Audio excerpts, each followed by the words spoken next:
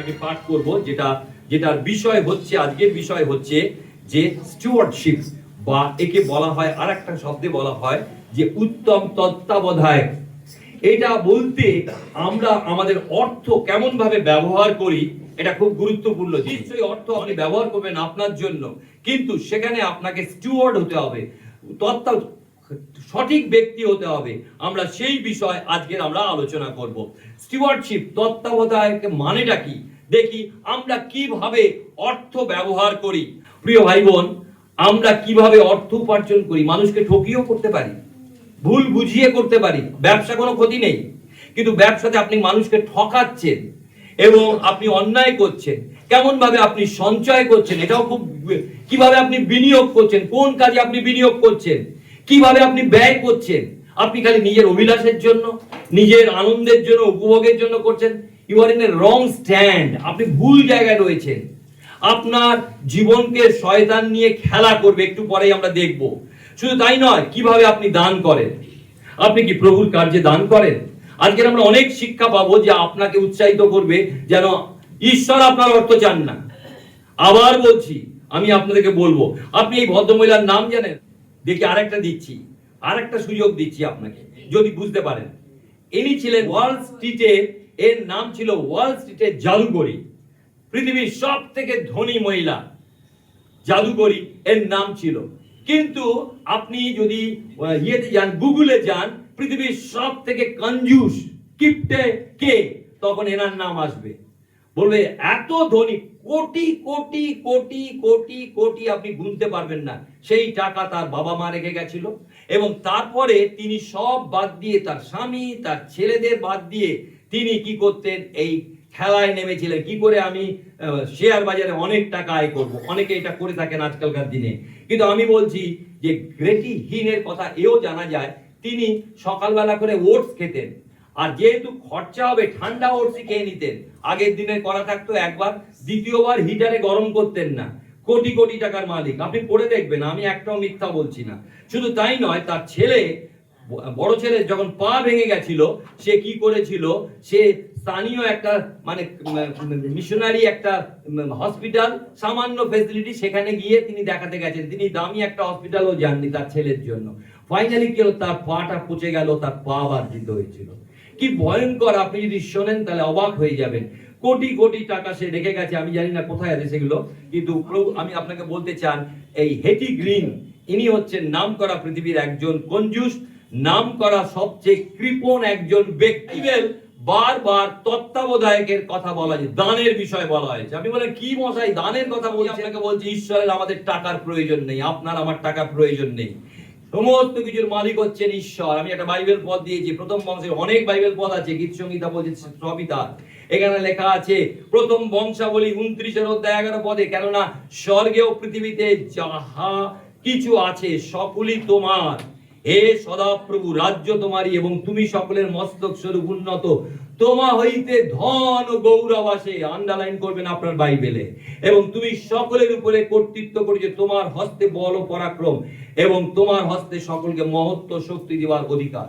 আমরা যারা মনে করি আমার ভালো ডাক্তার জানা আছে তাই আমি ভালো হয়ে যাই, আমার ভালো সিএমসি আছে, ডোন্ট বিলিভ দ্যাট, একদিন ঠকে যাবে। আজকে সকালবেলা বলতে চাই, আপনার হৃদয়কে ঈশ্বরের উদ্দেশ্যে দিন, তাহলেই হবে। তিনি আমাদের চান এবং আমাদেরকে আশীর্বাদ করতে চান, এটি হচ্ছে যে বড় সত্য। বাইবেলে 38টা যিশু উপমা দিয়েছেন, তার মধ্যে আপনি দেখবেন 16টা এই তত্ত্বাবধান দান বিষয় বলা হয়েছে। কি করে যিশু বললেন আমরা অনেকে জানি না, সেই জন্য আপনি দেখবেন 10টা নতুন নিয়মের পদের মধ্যে একটা হচ্ছে, হিসাব করে দেখা যায়, ইন্টারনেটে গিয়ে দেখবেন, তা দান এবং তত্ত্বাবধানের বিষয় বলা হয়েছে। বিশ্বাস নিয়ে 500 খানা রয়েছে, প্রার্থনা নিয়ে 500 খানা পদ রয়েছে বাইবেলে। কিন্তু আপনি দেখবেন যে তত্ত্বাবধান এবং দান সম্পর্কে 2000-এরও বেশি বাইবেল পদ রয়েছে। তাহলে কোনটা গুরুত্বপূর্ণ? যিশু কোনটাকে গুরুত্ব দিয়েছিলেন, বাইবেল কোনটাকে গুরুত্ব দিয়েছিল? ভালো করে দেখুন, ঈশ্বরের বাক্যে বিশ্বাস করুন। আর্থিক বন্ধনে আপনি রয়েছেন কিনা, অনেকগুলো আছে। এটা একজন অর্থনীতিবিদ বলেছেন, সেগুলো আমার বলার এখন সময় নেই সকল, আমি 2-1টা বেছে নিয়েছি। এরা বলছেন, আপনি কি জানেন যে আপনার ঋণ করেছেন আপনি আপনার আয়ের 20 ভাগ বেশি, তাহলে আপনি জানবেন শয়তানের বন্ধনে আপনি আছেন। 2 নম্বর, আপনি জানেন না কত ঋণ নিয়েছেন। পাওনাদারেরা দিন দিন ফোন করে, পুরানো ঋণ শোধ করতে গিয়ে নতুন ঋণ নিচ্ছেন, তার মানে আপনি ফাঁদে। এবং অনেকে স্বামী স্ত্রীর মধ্যে ঝগড়া হচ্ছে, হওয়ার চিন্তা আছে, কি করে আরো লাভ করব, কি করে অসৎ হবো, একটু খারাপ মেটেরিয়াল দিয়ে দিই, একটু খারাপ দুধ দিয়ে দিই। আর আরেকটা সব থেকে বড়, আপনি যদি দশমাংশ দেন না, আপনি ফাঁদের মধ্যে আছেন 100%, যে আপনি দশমাংশ দিতে পারছেন না। কেন দিতে পারছেন না? ঈশ্বর আপনাকে দিয়েছেন, আপনি ঈশ্বরকে ফেরত দিতে পারছেন। তিনি আমাদের ধন চান না, তিনি আমাদের হৃদয় চান। আমি একটু আগে বলেছি প্রিয় ভাই বোন, উপদেশক তার 5 অধ্যায় 10 পদ আপনার বাইবেলে দাগ দিয়ে রাখবেন। লেখা আছে, যে ব্যক্তি রৌপ্য ভালোবাসে সে রৌপ্যে তৃপ্ত হয় না। আপনি ধন সম্পদে দৌড়াচ্ছেন, আপনি তৃপ্ত কোনোদিনও হবেন না, বাইবেল সে কথা বলছে। আর যে ব্যক্তি ধনরাশি ভালোবাসে সে ধনাগমে তৃপ্ত হয় না। অনেক ধন এসে দেখবেন আপনার স্যাটিসফ্যাকশন নেই। আমি আরো দুটো বাইবেল পদ পড়তে চাই। হিতোপদেশ তার 15 অধ্যায় 6 পদ, যে জ্ঞানবানদের ধার্মিকের গৃহে মহাধন থাকে। এই ধন অর্থ নয়, কিন্তু কিন্তু দুষ্টের আয়ে উদ্বেগ আছে, সব সময় দুশ্চিন্তা, ঘুমাতে পারছে না। প্রিয় ভাই বোন, তাই জন্য বিশেষ করে মনে রাখবেন, ঈশ্বর আমাদেরকে আশীর্বাদ করুন। প্রিয় ভাই বোন, আর একটা পদ পড়তে চাই, 23 অধ্যায়, হিতোপদেশ তার 23 অধ্যায় আমি পাঠ করতে চাই 4 পদ খুলেছি। এখানে লেখা আছে, ধন সঞ্চয় করিতে অত্যন্ত যত্ন করিও না। দেখুন, আপনি আন্ডারলাইন করে রাখুন, তোমার নিজ বুদ্ধি হইতে ক্ষান্ত হও। ধন লাভ করার জন্য নিজের বুদ্ধি ব্যবহার করতে হয়।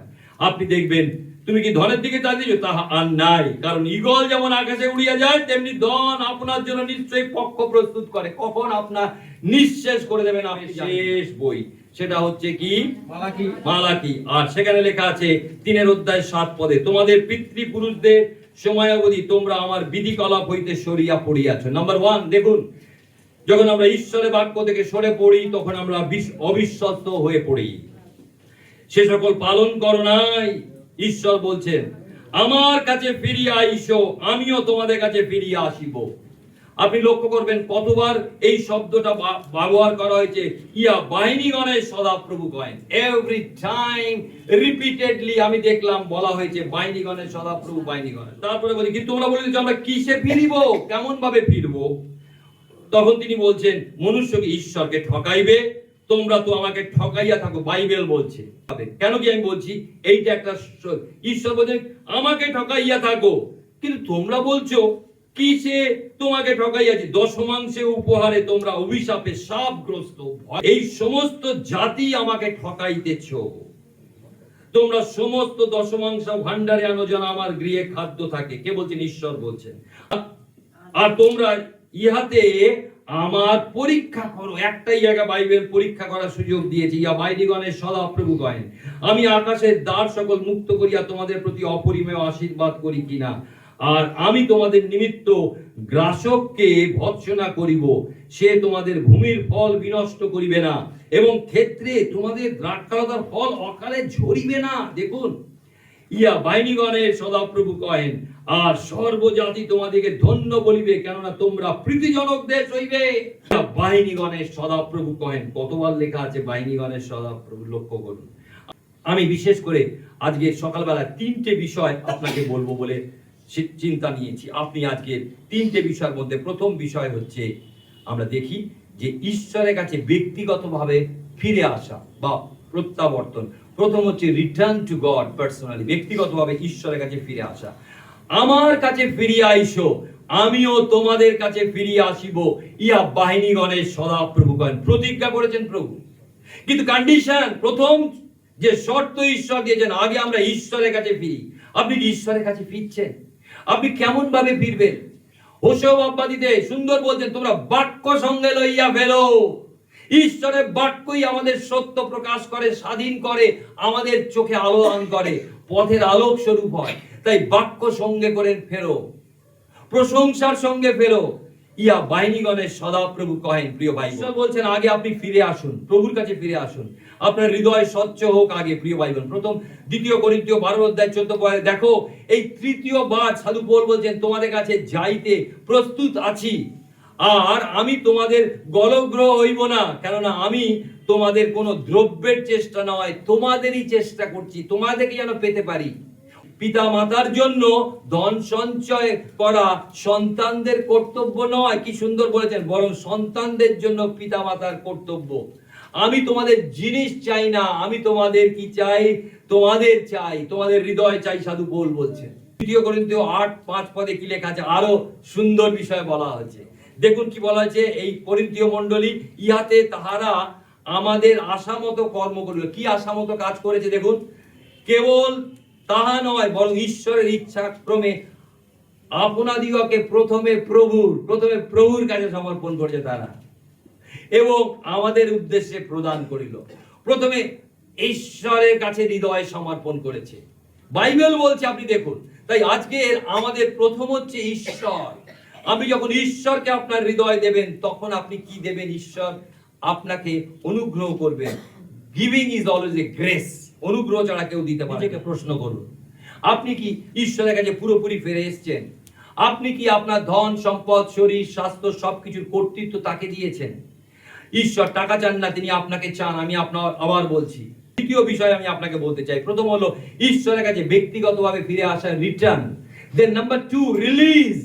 ঈশ্বর আমাদের, যখন আমরা ঈশ্বরের উদ্দেশ্যে দশমাংশ দান আমরা যখন দিই, তখন ঈশ্বর আমাদেরকে মুক্ত করেন। প্রিয় ভাই বোন, দশমাংশ কি, এই কথাটা অনেকে জানে না। তাই দশমাংশ হচ্ছে আপনার আয়ের 10 ভাগের 1 ভাগ হচ্ছে ঈশ্বরের উদ্দেশ্যে দান। 10 ভাগের 1 ভাগ হচ্ছে ঈশ্বরের উদ্দেশ্যে দান। প্রিয় ভাই বোন, আমরা অনেকে সেই কাজে বিশ্বস্ত নয়। দেখুন, নির্দিষ্ট পরিমাণ বলা হয়েছে, দশমাংশ নির্দিষ্ট পরিমাণ। শুধু তাই নয়, নির্দিষ্ট স্থানও বলে দিয়েছে। মন্দিরের ভান্ডার হচ্ছে সেই নির্দিষ্ট স্থান, আপনি যেখানে সেখানে দিতে পারেন না। নির্দিষ্ট উদ্দেশ্য কি বলছেন, আমার গৃহে খাদ্য থাকে। প্রিয় ভাই বোন, ঈশ্বরের কোনো খাদ্যের প্রয়োজন নেই। প্রিয় ভাই বোন, করে গীত সংহিতা 50:12 পড়ুন। আমি ক্ষুধিত হইলে তোমাকে বলিব না, কেননা জগৎ ও তাহার সমস্তই আমার। ব্যাস, ঈশ্বর আপনাকে খিদে পেলে বলবে না, ঈশ্বর খিদে পায় না। ঈশ্বরের সব সৃষ্টি, একটু আগে পড়েছি। যারা মনে করেন পুরাতন নিয়মের ব্যবস্থা এটা দশমাংশ, কতজন ভাবেন, ডান হাত তুলুন। এবারে বলি, পুরাতন নিয়মের আরো অনেকগুলো আইন আছে। ব্যভিচার করিও না, তাহলে পুরাতন নিয়মের আইন, তাহলে এখন ব্যভিচার করি কি না? নরহত্যা করিও না, কোথায় আছে পুরাতন নিয়মের ব্যবস্থার নিয়ম? তাহলে আপনি এখন নরহত্যা করবেন তো? ওটা তো পুরাতন নিয়মের ব্যবস্থা। প্রিয় ভাই বোন, আমরা ভুল শিক্ষা দ্বারা চালিত হচ্ছি। এটা নিজেদের মতন তৈরি করছে, বাক্য থেকে আপনাকে জানতে হবে। প্রিয় ভাই বোন, হত্যা করো না, এটাও আইন। ব্যভিচার করো না, এটাও আইন। তাহলে কি আমরা এগুলো মানি না? আমরা মানি। ঈশ্বরের বাক্য কোনোটাই বাদ দেওয়ার নয়। নতুন নিয়মে সাধু পৌল কি বলছেন দেখুন, রোমিও 3:1, তবে আমরা কি বিশ্বাস দ্বারা ব্যবস্থা নিষ্ফল করছি? বিশ্বাস করি বলে সেই জন্য আর ব্যবস্থার প্রয়োজন নেই। সাধু পৌল বলছে তা দূরে থাকুক, বরং ব্যবস্থা সংস্থাপন করছি। ও কি অপূর্ব! আমরা যারা অবিশ্বস্ত, আজকে বিশ্বস্ত হওয়ার জন্য চেষ্টা করুন। প্রিয় ভাই, বাইবেলের পুরাতন নিয়মে দেখতে পাবেন যাকব তিনি কি করেছিলেন, মসি আসবার আগে মসি ব্যবস্থা দিয়েছিলেন, তার আগে যাকব কি করেছিলেন, দশমাংশ দিয়েছিলেন। আদি পুস্তক 28:22 পদ, এবং এই যে প্রস্তর আমি স্তম্ভরূপে স্থাপন করিয়াছি, ইহা ঈশ্বরের গৃহ হইবে, আর তুমি আমাকে যে কিছু দেবে তার দশমাংশ আমি তোমাকে অবশ্য দিব। আপনি জানেন তো, এই লোকটা অনেক ভুল করছে, ঠকিয়েছিল ঈশ্বরকে। আপনি দেখবেন যাকবকে ঈশ্বর কেমন শাস্তি। থেকে বড় আরেকটা আপনাকে বাইবেল পদ বলবো, কে বলতে পারে আদি পুস্তক 14 অধ্যায় কি বিষয় আছে? কেউ বলতে পারে না দেখে? যদি মনে থাকে কোনো অসুবিধা নেই, ঠিক আছে, আমি পাঠ করছি। এই দেখুন, হ্যাঁ ভেরি গুড। অব্রাহামের বিষয় তো নিশ্চয়ই আদি পুস্তক। মলকিসেদকের কাছে, ভেরি গুড। মলকিসেদকের কাছে তিনি কি করছেন, দশমাংশ দিচ্ছেন। মলকিসেদক কে? মলকিসেদক হচ্ছে যিশুর এক ছবি। পুরাতন নিয়মে ছবি যদি এটাকে বলা হয় মলকিসেদক, আর মলকিসেদকের উদ্দেশ্যে কি লিখেছে, অব্রাহাম, তখন অব্রাহাম সমস্ত দ্রব্যের দশমাংশ তাহাকে দিলেন। প্রিয় ভাই বোন, আপনি কি বাইবেলে পুরাতন নিয়মে আরো চান? আমি অনেক দিতে পারি নেই। এইবারে আমি আসবো আপনাকে যে বিষয় শিক্ষা দেওয়ার জন্য। যিশুও দশমাংশ বাতিল করেননি। বাইবেলের নতুন নিয়মে কোথায় দশমাংশের কথা লেখা আছে? পড়ুন আপনার বাইবেল, আমি আপনার জন্য পড়ছি। কিন্তু সুসমাচার, হ্যাঁ অধ্যাপক ও পরিচিগণ কপটীরা ধিক তোমাদিগকে, কারণ তোমরা পদিনা, মৌরি ও জিরার দশমাংশ দিয়া থাকো, আর ব্যবস্থার মধ্যে গুরুতর বিষয় ন্যায় বিচার দয়া ও বিশ্বাস পরিত্যাগ করিয়াছ। এইবারে দেখুন দাগ দিয়ে রেখেছেন, কিন্তু এ সকল পালন করা উচিত ছিল, মানে দশমাংশ দান দেওয়া উচিত ছিল, এবং ওই সকল পরিত্যাগ করা উচিত নয়। দানও দাও, আবার কি ন্যায় এবং দয়া বিশ্বাস এটাকেও নতুন নিয়মে সাধু পৌল কি বলছেন দেখুন, রোমিও 3, তবে আমরা কি বিশ্বাস দ্বারা ব্যবস্থা নিষ্ফল করছি? বিশ্বাস করি বলে সেই জন্য আর ব্যবস্থার প্রয়োজন নেই। সাধু পৌল বলছে তা দূরে থাকুক, বরং ব্যবস্থা সংস্থাপন করছি। ও কি অপূর্ব! আমরা যারা অবিশ্বস্ত আজকে বিশ্বস্ত হওয়ার জন্য চেষ্টা করুন। আপনি আগে ঈশ্বরের কাছে না ফিরলে আপনি বিশ্বস্ত হতে পারবেন। বাইবেল বলছে দশমাংশ কোথায় আনবো, 3:10 একটু আগে পড়েছি, তোমার সমস্ত দশমাংশ ভান্ডারে আনো, যেন আমার গৃহে খাদ্য থাকে, অর্থাৎ স্থানীয় মণ্ডলীতে। 1 করিন্থীয় 6:16 সাধু পৌল সপ্তাহের প্রথম দিনে তোমরা প্রত্যেকে আপনার নিকটে কিছু কিছু রাখিয়া আপন আপন সঙ্গতি অনুসারে অর্থ সঞ্চয় করো, যেন আমি যখন আসিব তখন চাঁদা না হয়। ঈশ্বরের গৃহে, ঈশ্বরের দিনে, ঈশ্বরের কাজের জন্য আপনার কতটা বোঝা নিয়মিত ঈশ্বরের চরণ তলে দানে দশমাংশে বিশ্বস্ত? আজকে নিজেকে প্রশ্ন। তৃতীয়ত, আত্মিক নবজাগরণ এবং আশীর্বাদ। ঈশ্বর আপনাকে যে আশীর্বাদ করেছেন, ভালো করে লক্ষ্য করুন। আমি আপনাকে 3টে আশীর্বাদের কথা বলে শেষ করব। তাহলে প্রথম হচ্ছে ফিরতে হবে, রিটার্ন। দ্বিতীয় হচ্ছে রিলিজ, মুক্ত হতে হবে। আমাদেরকে বিশ্বাস নবীকরণ করতে বলছেন, রিনিউয়াল অফ আবার কি বলছেন, দ্য ফ্রুটফুলনেস, যা তিনি আমাদেরকে দিতে চান। তার জন্য বলছেন ঈশ্বর প্রথম বলছেন যে বিশ্বাস নবীকরণের উপায় হচ্ছে পরীক্ষা করো, অর্থাৎ বিশ্বাসকে তিনি জাগিয়ে দিতে চান। ঈশ্বর একমাত্র জায়গায় পরীক্ষা করতে বলেছেন। লুক তার 16:10 বলেন যে ক্ষুদ্রতম বিষয় বিশ্বস্ত, একটু বিষয় বিশ্বস্ত, প্রচুর বিষয় বিশ্বস্ত, আর যে ক্ষুদ্রতম বিষয় অধার্মিক সে প্রচুর বিষয় অধার্মিক। আপনি যদি সত্যি বিশ্বস্ত নয়, আপনি পারেননি, আপনি শুরু করুন, শুরু করুন। ঈশ্বর আপনাকে। দ্বিতীয়ত আমি বলছি শুধু নবীকরণ করবেন না, শত্রুদের নাশ করবেন। ও আপনার যে যে ভৎসনা করিবেন লেখা আছে দেখুন 11 পদে, তোমাদের নিমিত্ত গ্রাসককে ভৎসনা করিব। ঈশ্বর করবেন আমার পক্ষে, আপনার পক্ষে। দেখুন কি লিখেছেন, সে তোমাদের ভূমি ফল বিনষ্ট করিবে না এবং ক্ষেত্রে তোমাদের দ্রাক্ষালতার ফল অকালে ঝরিবে না। ইয়া বাহিনীগণের সদা প্রভু বলেন। ঈশ্বরের প্রতিজ্ঞা, ঈশ্বর কখনো মিথ্যা বলেন না, মানুষ মিথ্যা বলতে পারে। নাম্বার 1, আপনি বিশ্বাস নবীকরণ করুন। শেষ করছি আমি। শত্রুদের প্রভু নাশ করবেন, প্রতিজ্ঞা করেছেন 11 পদে। 12 পদে ঈশ্বর কি বলছেন দেখুন, তিনি ফলপ্রসূ জীবন দেবেন। He will renew, he will rebuke and he will restore your life. কিসে ফেরত আনবেন? আপনি আশীর্বাদের বন্যা বেড়ে যাবে। আপনি দেখতে পাবেন যে ঈশ্বর আপনাকে বলছেন দেখুন, আর সর্বজাতি তোমাকে ধন্য বলিবে। You are a blessed one. তোমরা প্রীতিজনক দেশ হইবে। ইয়া বাহিনীগণ, আবার বাহিনীগণের সদা। বাইবেল আমাদের জন্য দেওয়া হয়েছে যুগে যুগে আমাদের জন্য, প্রিয় ভাই বোন, এবং আমরা যেন আশীর্বাদে পাত্র হতে পারি। প্রিয় ভাই বোন, এর মানে আপনি ধনী হবেন এমন নয়, কিন্তু তৃপ্ত হবেন, আপনার জীবন ফলবন্ত হবে। 2 করিন্থীয় 9:6 পদে, কিন্তু আমি বলি এই যে অল্প পরিমাণে বীজ বনে সে অল্প পরিমাণে শস্য কাটবে, আর যে ব্যক্তি আশীর্বাদের সহিত বীজ বনে সে আশীর্বাদের সহিত শস্য কাটিবে। আপনার হাতে যদি বীজ রেখে দিয়েছেন, যদি আপনি বপন না করেন, তাহলে কখনো আপনি দেখতে পাবেন না বিরাট ফিল্ড। তেমনি একইভাবে ঈশ্বরের উদ্দেশ্যে বীজ হলো আপনার উপহার। আপনি যখন দেবেন তা মাটিতে ফেললে ফসল নিশ্চয়ই আসবে। ঈশ্বর আপনাকে আশীর্বাদ করুন।